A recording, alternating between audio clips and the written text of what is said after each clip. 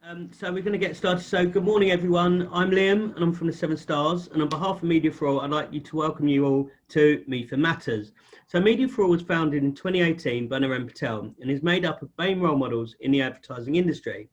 Our focus is all about the 3 R's, how we can recruit, retain, and help individuals from BAME communities really rise within their organisations and the wider community and the wider industry. This platform is one of the ways Media for All are trying to help. We really believe that part of our role is bringing conversation and education to the table, which is why this webinar was born. It's about giving a forum for people to ask difficult or awkward questions and also help ensure that everyone has language and vocabulary to have the right conversation. So we know there's been some real positive momentum surrounding inclusivity in media, but we also know there is tons and tons still to do. I mean, in the last couple of weeks alone, I've seen 2, 3, maybe even 4 webinars, panels or roundtables advertised with 0 BAME community representation, let alone any other representation than the ones we're used to seeing. One of them was even about the topic of lack of diversity in advertising itself, and honestly, I'm not making that up. And I think that's one example where in a post-George Floyd world, with all the noise and attention on removing racism, we're still, unfortunately, getting it wrong. So today we made a decision to make this session as directional and even more directional than all of our previous ones combined. And the reason we've done that is because as part of the Q&A in each of our MEFA Matters sessions so far, there's been an overwhelming call from over 200 people to ask for real tangible and actionable things that people can do to affect change now. And we think that's the right thing to be asking, because whilst talking is fine, without action and people doing things differently, how can we ever change things in the industry and give the industry the place that it deserves? So today's topic is all about practical action. We've decided to specially extend the size of our panel today to hear different views regardless of your organisation's size or what they do. So you're going to hear from no less than 8 brilliant, confident, awesome and super passionate Media for All role models, and my job is going to try and contain all of that into a 30-minute webinar. So please wish me luck. So let me introduce our panel. So first up, we have Colette, a long-standing member of the MEFA Matters team. Colette runs award-winning brand and strategy consultancy for social change, Brand by Me. Give us a wave, Colette. We have Shups. Shups is commercial director at ForwardPMX, and she also dedicates a whole heap of her time as at academies as a trustee. Bit of a mouthful today. We have Mihir. Mihir is an awesome head of broadcast at Total Media and is also Media Week's Rising Star of the Year. We have Rav. Hey, Rav. Rav's joining us for the first time today as Managing Director at Microsoft Advertising. Bav is my mate down at ITV, and he runs all of their partnerships down there. We've got Joey joining us as from Head of Events at Global Media. Alvin is a Commercial Director at Beanos Studios. And finally, and definitely last but not least, we have the brilliant Moses, who works at GroupM as a Senior Optimisation Manager. So you can probably tell all of that's already a massive mouthful from me.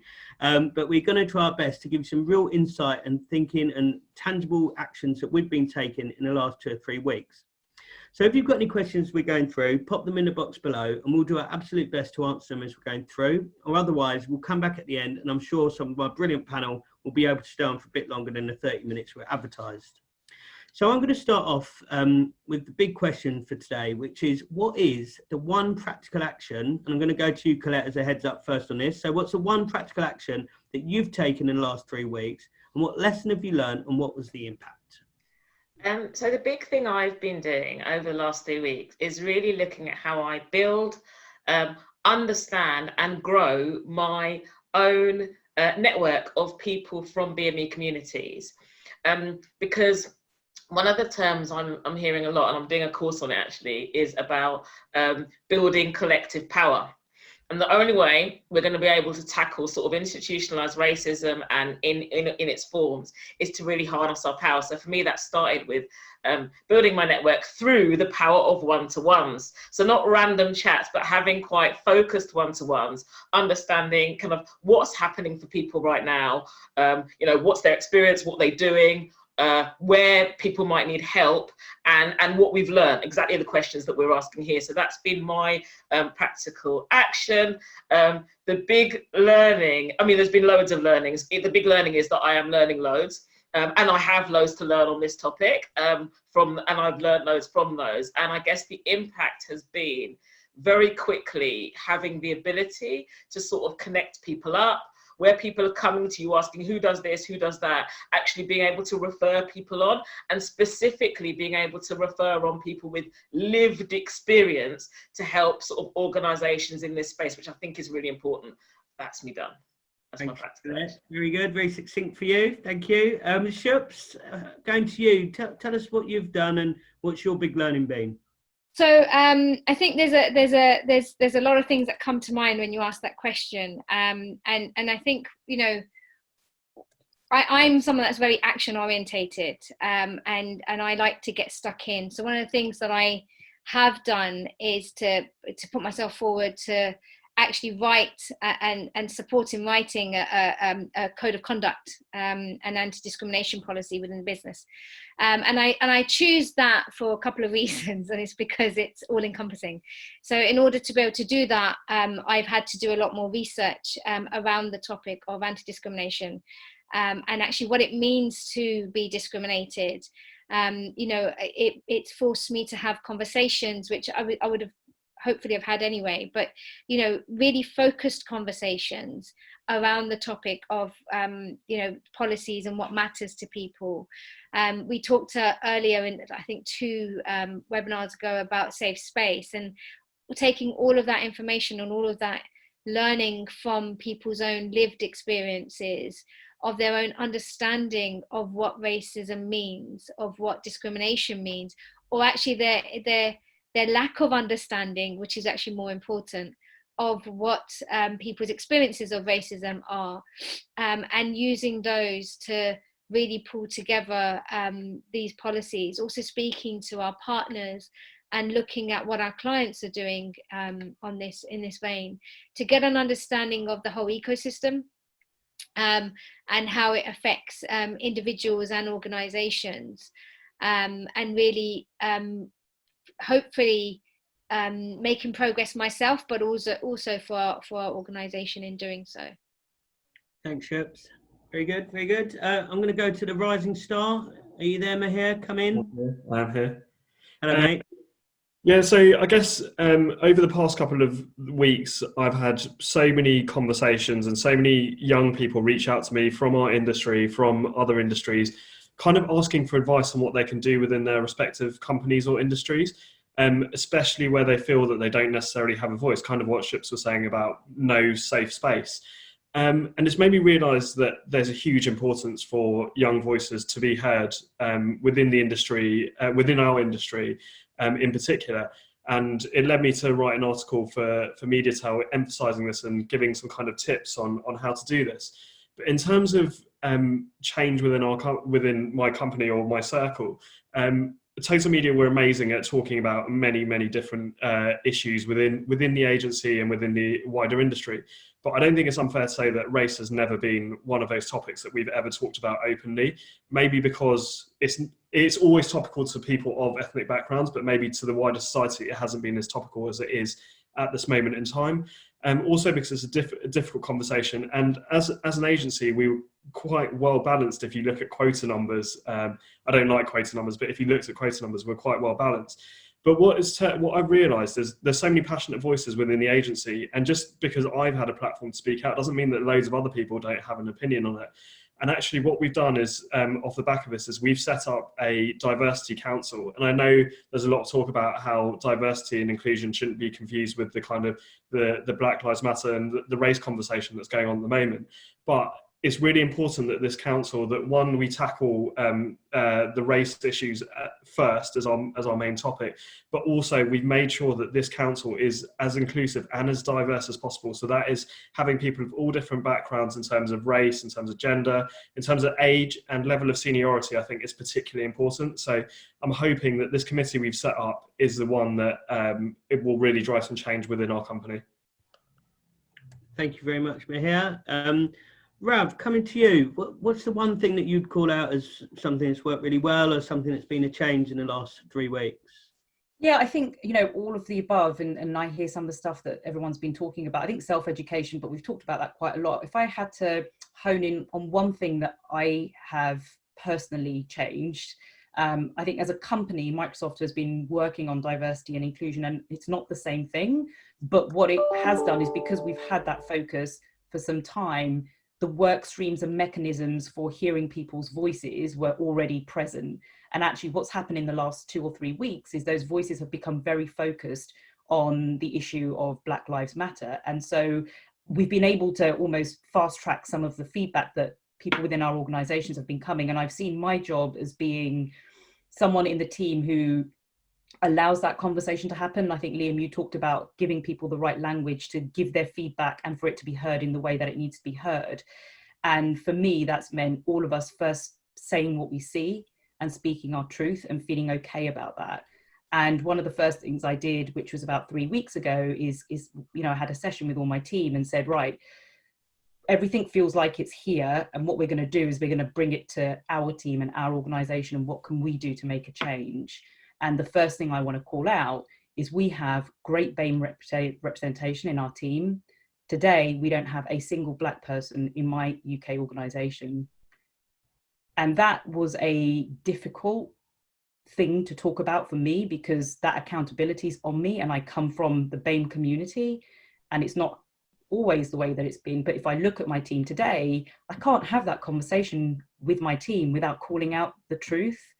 And I think what that allowed everyone else to do is kind of go, yeah, we all see that and we don't like it and we're all accountable for it. So what are we going to do to change that? So it's opened up a conversation in my organization that I think people haven't felt comfortable having, even though I felt that we were doing such a good job in terms of diversity and inclusion. That's been my learning, is you're not getting it right everywhere all the time. And what this whole situation has done is given us permission to speak up about one channel of it, but a really important channel that is important right now. And so we are hearing people speak up. One of the really quick things that has changed is someone in the team said, you know what, I've heard this conversation going on the internet and I agree with it, which is, why do we use the terms whitelist and blacklist in our organization? If you think about the business that I run, a lot of that is around keywords and search terms. And so we categorize keywords that are allowed on our platform as whitelist and not allowed as blacklist.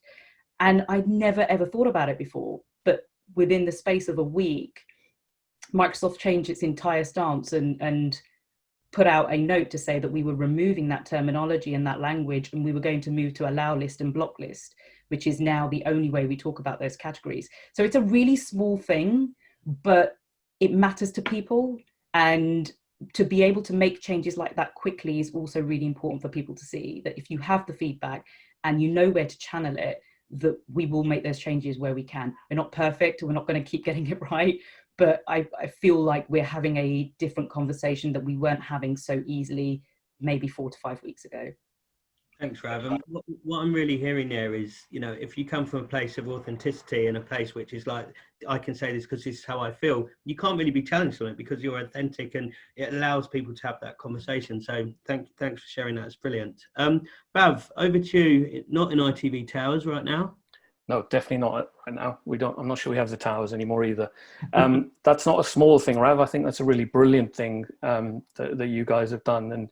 And it just goes to show how those micro things that we ignore or forget about can actually be quite meaningful to people. I think that's a brilliant change. From my perspective, ITV is obviously a massive company, right? And we've got a brilliantly active network covering diversity and inclusion already, and we have people in charge of that. We're really driving things on screen and off screen in particular. But for me, what the thing in the last few weeks is trying to understand how that impacts on commercial and what we can do beyond, the makeup of our workforce, but what can we actively do to try and reflect culture correctly in advertising. And the first step has just simply been opening up outside the echo chamber. So the network often talked to itself quite a lot and shared stories. So, the people from a non-BAME background, part of that network, but actually sharing a lot of the information, a lot of the insights with other people has already been really impactful. So the company acted really quickly and set up a thing called Get Educated, which is on the internal intranet of the business, where people can upload content, stories, videos, You know, a lot of great videos that really explain privilege and so on. So we've put a lot of that up already. And that's not me, that's, you know, that's a wider thing. But then from that, what I've done is I've started to have some really great conversations with people. And in particular, to your point at the start, Liam, about the panels where there wasn't a good mixed representation. One of my friends was on one of those panels, and I spoke directly to him and just kind of highlighted it. And then I've had that same conversation internally with you know, about the panels that ITV has for certain events and webinars and so on. And what the learning from, so people are looking at that differently and trying to understand how they can get different people involved in those things. The learning from that is that people really do want to help and support and try and get things right, but sometimes they're just a bit blinkered, and it's not their fault. That it's a hard thing to change this kind of long ingrained habit, or it's not even something they think about. So just making them think about it, asking questions of people, trying to get them to really broaden out their view, and then trying to support them and not make them feel bad for it. So that's the other thing. You know, you can get into this shaming thing of calling out people for getting things wrong, but actually you can approach it in a really positive way and say, I know you're trying to get this right. Here's some suggestions for how you can do that. So it's really about just having the conversations with people, and we're already seeing people step forward and lean into trying to be supportive of our actions. Thanks, Bav. That's fantastic, and yeah, really, really great for you to share that. I appreciate it. Joey, going to you. Give us your 2 pence worth, my friend.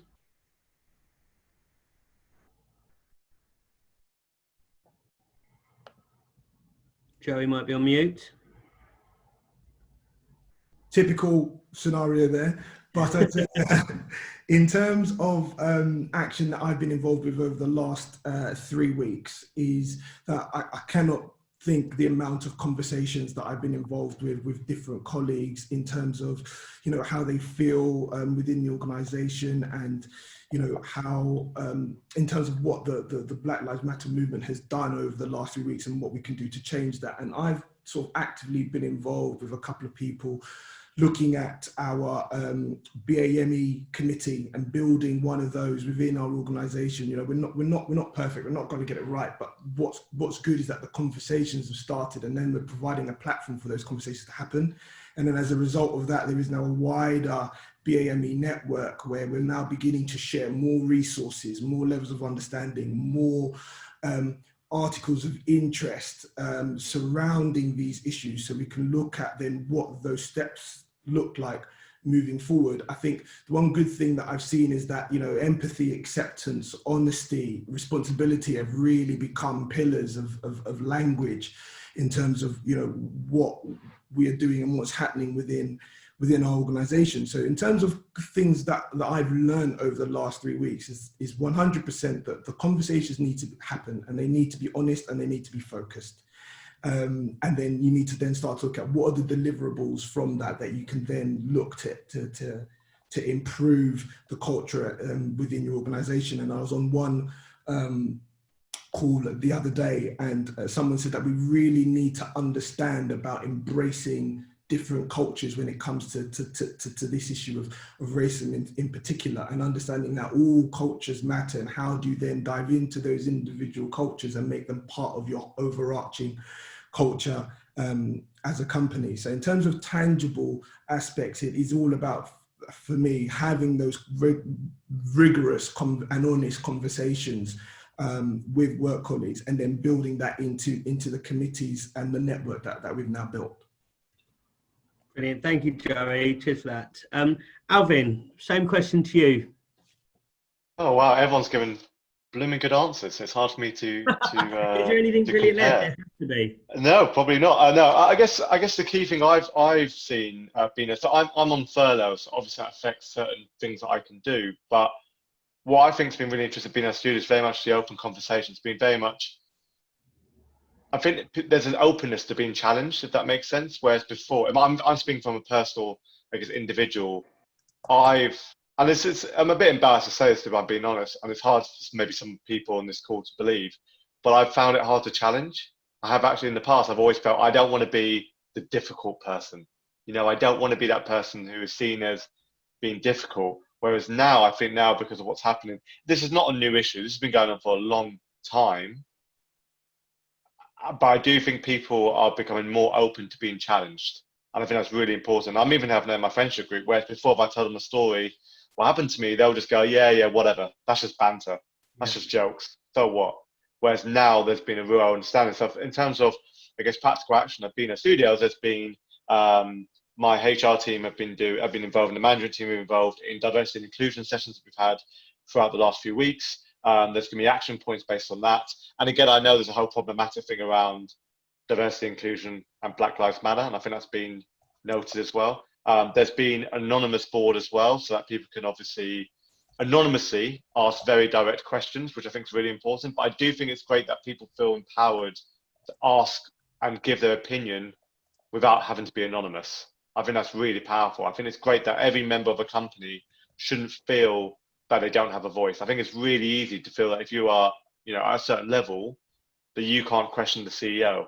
And I think now, great CEOs are the ones who have been really upfront and honest and say, look, I want to be challenged, I want to be questioned. So I think that's been really, really empowering, especially being a student where we're looking from both an internal point of view and an external point of view, where we're looking at how we communicate what's happening to kids around the world and families, but also internally as well. Even looking at, say, you know, we did a tweet about Pride, and fortunately, to be completely frank, if that had been done 5 years ago, there would probably been a lot more homophobic negative reactions compared to now, where there was only one negative comment. And you know, so I think it's really interesting how the conversation's changing. But I do think we just need to keep pushing forward. There does need to be genuine.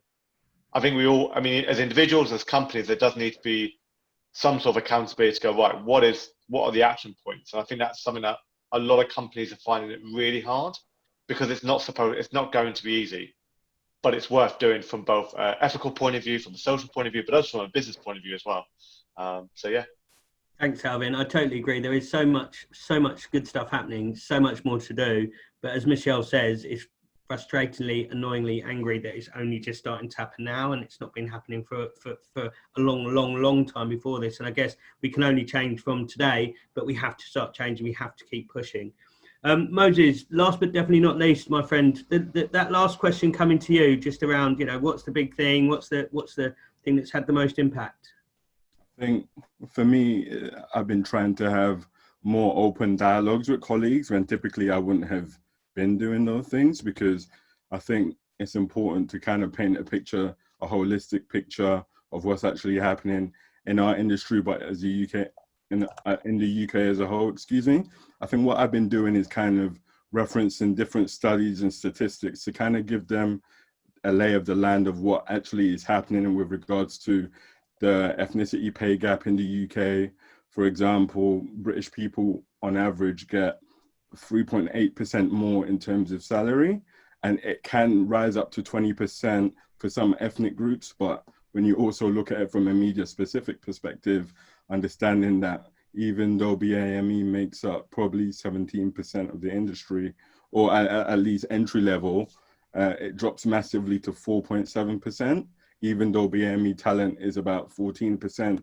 So kind of giving them the statistics that actually gives you the visual illustration of what is actually happening in the UK as a whole and in our industry. And in terms of impact, I think you find that a lot of people have actually been really surprised that these issues are really prevalent. So it's just kind of pointing it out and showing them that these things have actually happened for decades, so that, you know, we can start to build ways in which it can start to improve. So hopefully, as a result of the recent protests, we can start to see more positive change on the onus of companies who are potentially looking at things like unconscious bias, which is something that GroupM have actively done and really, really honed in on, especially after the result of the protests.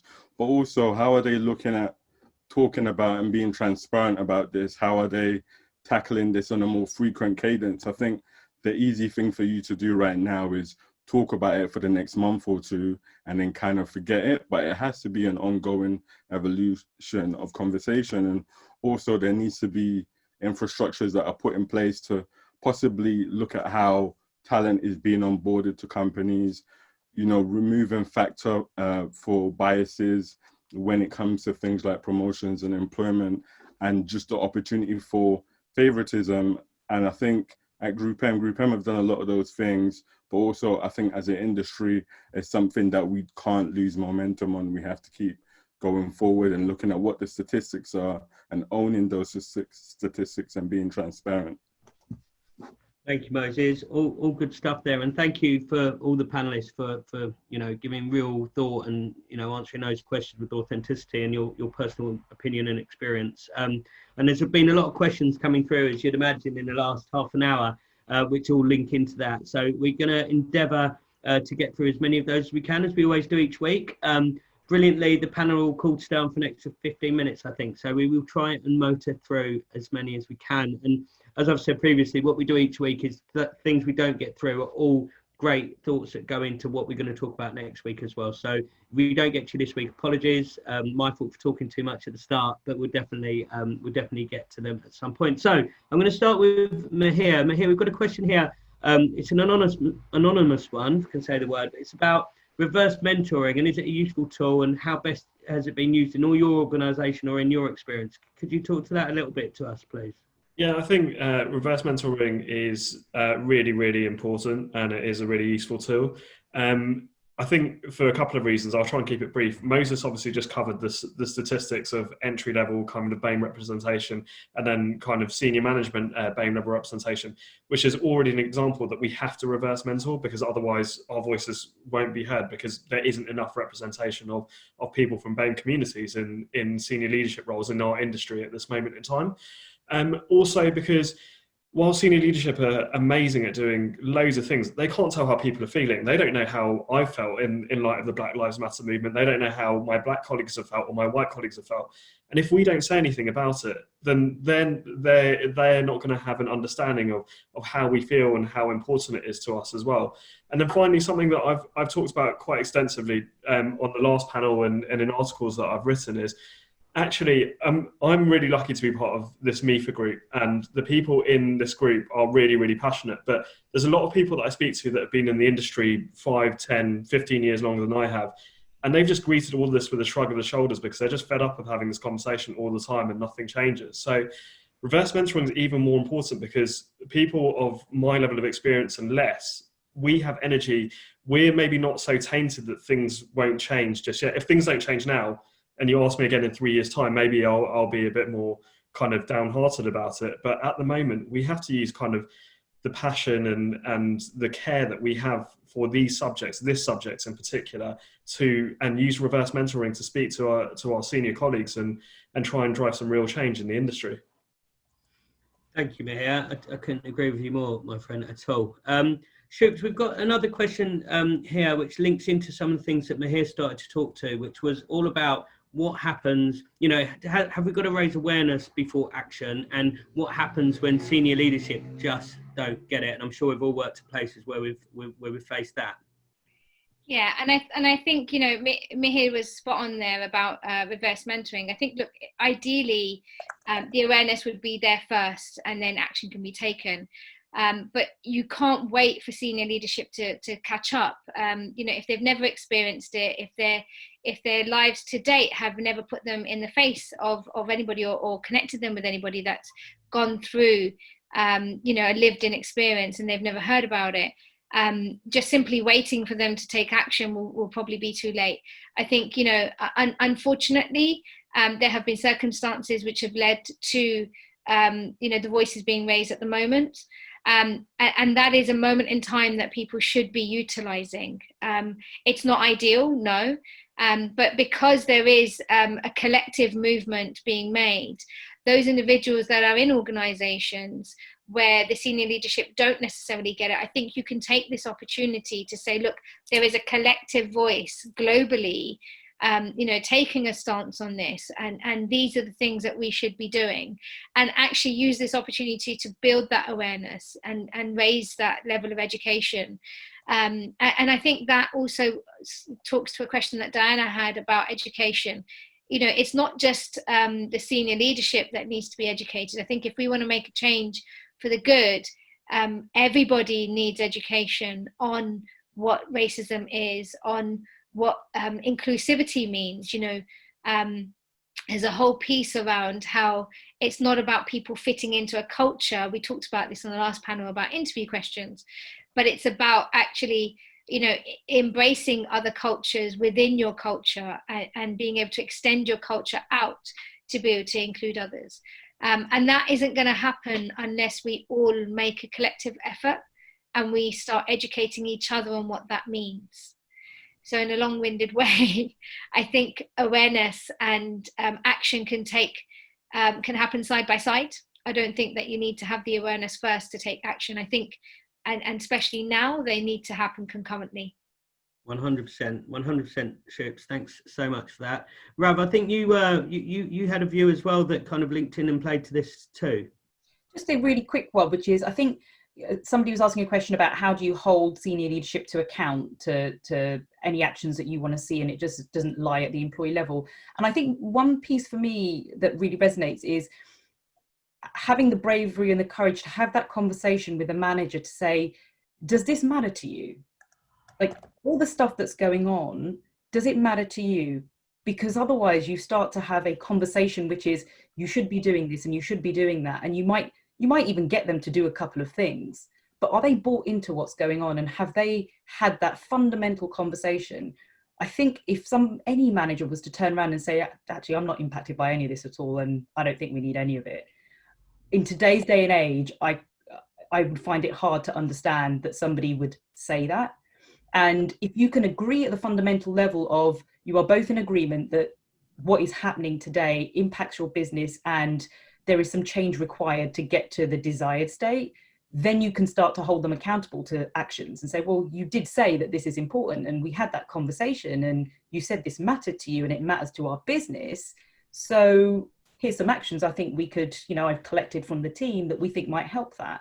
And then you're not fighting against the actions. The conversation stays at that very fundamental level. So it's just another way of maybe approaching a conversation with someone that you think isn't getting it or isn't buying into it or listening in the way that you need them to listen.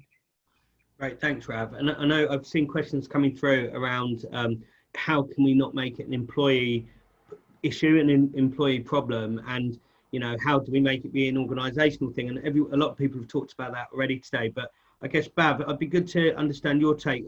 Over 300 different organisations have signed this letter to committing to tackle discrimination, end racism in the media industry. Is that just a signature? How are we holding people to account? What's going on here? That kind of plays to a number of questions we've had through. I think it again links to what Rav was saying. Yeah, absolutely. It links to things a number of people have said, actually. So yes, the first thing, really proud that ITV signed the letter in the first place. Think that as much as initially it is a signature and then you have to see the actions, it's great that we participated in signing it. In terms of action, so like I said, I think diversity has been on the agenda for quite a while within ITV, and certainly since our CEO Carolyn McCall joined a number of years ago, I know that she has made it a kind of a business priority. But of course, as people have mentioned, in the last few weeks, there has been a swell of energy and momentum off the back of horrific circumstances. But we have to seize on the opportunity, and that has definitely been apparent within our business. So it was already on the agenda, but it's very much been front and center. Mentioning Carolyn again, she does a weekly vodcast at the moment in lockdown. And every week since the passing of George Floyd, or the killing of George Floyd, Carolyn has, the topic of race has been, race, diversity and inclusion have all been part of that vodcast. And we've heard from a range of different voices within the business about actions that have already been taken and are being taken. We've had a kind of diversity and inclusion plan in place for a while, but it's been amended to be an accelerated plan that has been kind of democratically created, but has senior buy-in. So we have a board sponsor for the internal network, which is called Embrace. So we have a board sponsor, we have senior leadership team involvement on that. We have an exec steering committee. So having, to the you know, one of the earlier questions about it shouldn't just be for the workforce. Yeah, it's democratically formed, but it's being driven and sponsored and mentored by senior people across the business. And then actually a big thing that we're about to do shortly is that actually we're going to give over some on-screen time to Black voices to tell Black stories about their experiences of living in the UK. And that's going to go out on screen, on ITV's social channels, on ITV's website. And I think, you know, that's something a bit like Rav's changing blacklist and whitelist. There are things that certain businesses can do that can be really impactful. And ITV have this platform that can have cultural impact. So for us to be using that quickly and positively, I think is great. And hopefully that you'll see that come through in the next few weeks. So yeah, I do think the company has reacted. The thing is, it can't just be about this current moment in time. So it's how do we maintain that momentum over a longer period of time? How do we continue to hold people accountable in 6 months, 12 months, to Mihir's point, in 3 years' time? And that's going to be the critical thing, and that's the next stage of this. Brilliant, thank you, Bav.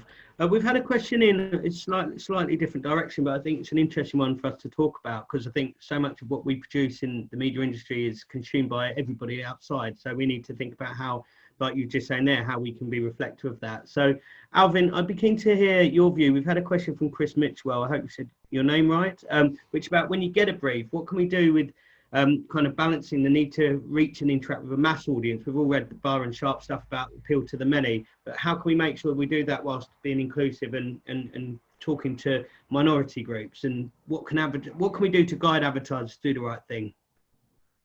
I mean, it's a good question, Chris. I mean, it's an interesting one, because I would, when you get any sort of brief, you also need to dissect it in terms of, right, what is the passion point? Who are you looking to appeal with? And it's very easy to be quite lazy to, let's say hypothetically, again, just top of my head here, it's to appeal to people who love rock music. Very stereotypically go, oh, that has to be white people, maybe. Or if it's about skateboarding, oh, it's only guys. You know, that's completely incorrect. And I think maybe 20 years ago, where if you had content that appealed to a certain audience or features certain audience, so when I think of films like Black Panther, now I'm not black, but I went and saw Black Panther. That film was awesome. You know, I went and saw Crazy Rich Asians.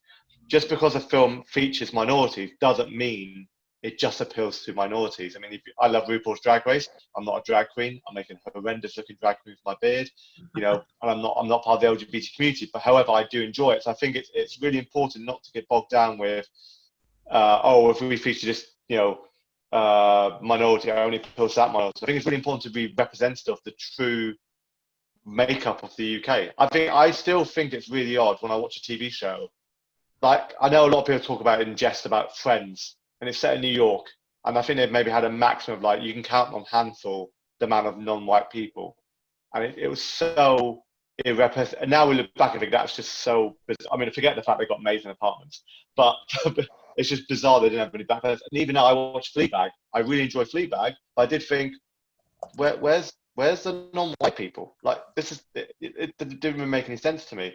So I just think it's really important to be aware of that. And the questions you ask in the advertisements, okay, are you even in advertising? I think people think advertising is a bit of a dirty word, but I think advertising can add to a culture sometimes as well. Some of the most powerful ads have been ones that actually get people thinking, you know, even, you know, a bit whimsical, but the Maltesers ads with people with disabilities, you know, and they enjoy chocolate as much as anyone, and they enjoy funny stories. Why not? You know, so I think it's just really important to remember that most people need to see this representation, whether it's fame, whatever it may be. It's so important to see that representation because, and people think it's really silly, oh, so what if there's a thing in an ad, whatever, but it has a huge impact. Like, the impact is massive, and all these little things just add up. So when the question starts, if you look at your brief and just think, hang on, is this truly representative of the world, of the audience that I'm looking to market to? And also, I think another important thing to think about is, let's say you're going to you want to appeal to a diverse audience. Who's working on the brief? Who's doing the response?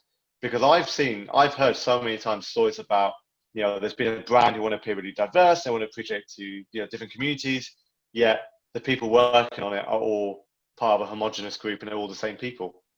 there's something not quite right there. There's definitely somewhere in the recruitment phase. There's something so it's really important to ensure that actually the people working on it, because no matter, I mean, we're all open-minded. We all can see. We've all got empathy. We can all understand what it's like to be in someone's shoes. But I, for example, I don't have the same feelings, obviously, about Black Lives Matter as my black friends, because that's, so I speak to them, I ask them, and I learn from them. Yeah. I think it's just really important to be open about that and not just do the same old thing. You have to challenge, I think. So I'm rambling now. No, but Alvin, thank you for that. And I think I absolutely couldn't agree more. Walk into any industry, stand at the front of the stage and look out, and everyone is the same. And how we creating work, how we making ads, how we doing anything, how we create a media plan, if we're not thinking about it from different frames of reference. And there has to be a way that we can get better at doing that as an industry. Colette, my rant at the very beginning around panels and groups of very similar looking people on very similar panels telling us about how we can be more inclusive. And there's been a few questions about that coming through. Talk to us a little bit about your view on that. I have been calling people out left, right, and centre. It's another practical action. I think this specific question was about, okay, if you are organised an event or a panel and the lineup isn't as diverse as you'd like, and is it appropriate, relevant, right to talk about the effort you've gone into in trying to and maybe not succeeded, or is that just a cop-out? It's cop-out, sorry, because actually, if you have done the work and it's not paid through, I mean, look at this. Look at this right here, people. You have got here 9 expert speakers who can speak on a multitude of topics about creativity in our industry. And that's just the start, not to mention all of our MEFA mentors. There is so much talent out there. So if you are not finding that, then it means that your event is not looking at it through the right lens. So I spoke to, for an example, an events organizer who said to me, what we really want, it was about the future of agency, and again, all white, mostly male panel. Well, but what we want is the heavy hitters. And I said, but that's not the future of the agency. It's not talking to people that have been in the industry for 40 years. You can't only talk to those. So actually, in diversifying our content and our approach to these things, we will also be able then to be more inclusive in our choice of panel. And there is no out. I don't want to hear, we've done, we've worked really hard at this. Oh, it's super hard. No, it isn't. No, it isn't. I'm going to do a shout out now for one of our MEFA mentors and role models, Dino Myers-Lamptey has just produced, I've put it on my LinkedIn today, so if you look on my LinkedIn, he's just produced something called Diverse Speakers, and it is a list of, and you can sign up if you are from a BME background, you can sign up, but it is a list of diverse speakers, their backgrounds, what they can speak on. So he's even made it easy for you now. But I will say that actually any panel, be prepared. If you put out there an all-white panel, a non-diverse panel, I'm coming for you, and that is that, and I will not, and I am persistent in this, and I am persistent, and I've been calling out people quite frequently on it. So because it is just not good enough. Okay, right. We're coming strong, Colette, right? We're coming mob-handed now as well. So hard. We're coming hard on this. Cheers, Colette. Thank you for that. I think we've got time for one last question, and it's just one for Moses, actually. Moses, you talked a lot of numbers, some good stats. Can you give a bit more context to where those numbers are from, and how, a few people have asked now, actually, how can they get a visual representation to present and to educate their businesses and organizations? Yeah, I think the misconception is that a lot of this stuff isn't actually really well covered. It's really well covered and really well documented. So in terms of the ethnicity pay gap, that was actually covered by the Office of National Statistics, who actually have it titled Ethnicity Pay Gaps in Great Britain. The last one was done in 2018. And in terms of the actual employment in media, that was just an IPA census that was released, I think, earlier this year. So it actually gives you a detailed breakdown in terms of pay at different levels, different BME backgrounds, but also in the IPA census, the presence at every level in different types of media industries. And I think it's really important, because it's one thing for all of us to be subjective and say we feel one way, but it's another for the numbers to actually bear that as well. So when you're having people like us showcasing and explaining some of the scenarios or experiences that we have, and they're backed up by the numbers, it makes it an even more tangible reason for us to hold companies to account and actually allow them to be able to start looking at the infrastructures that they have in place to kind of remove those things that are creating barriers to employment or salary, etc. Thank you, Moses. And guys, I think we're going to have to call time, unfortunately. It's been a brilliant session. I think it could probably go on for another good 45 minutes. But I think what we will do is we're running these MEFA Matters every Tuesday at midday. So what we'll do, the fourth one, we'll make it action. We'll make it about practical steps. We'll make it a very similar setup to today. People have been asking about contact details, getting in touch. Hit up the Media for All website. It's got all of our details, all of our socials. It's how to get a mentor, how to get help, and how to find out more. So please do that. The last thing for me, I just wanted to say thank you to an amazing panel. I was having nightmares about trying to help 8 people to get their view across, but I think everybody's done a brilliant job. So thank you for that. We do believe it's everyone's responsibility to make it better. So please spread the word of this website, of this webinar. We've got 500 places. We're 200 odd today. So we've got 300 more people that should be on it. We all know the people that should be on it. Send them the details, get them to register and find out how they can create change in their organization. So thank you very much. I would like to see you all next Tuesday. Look forward to it. Have a brilliant week. Thank you for joining, team.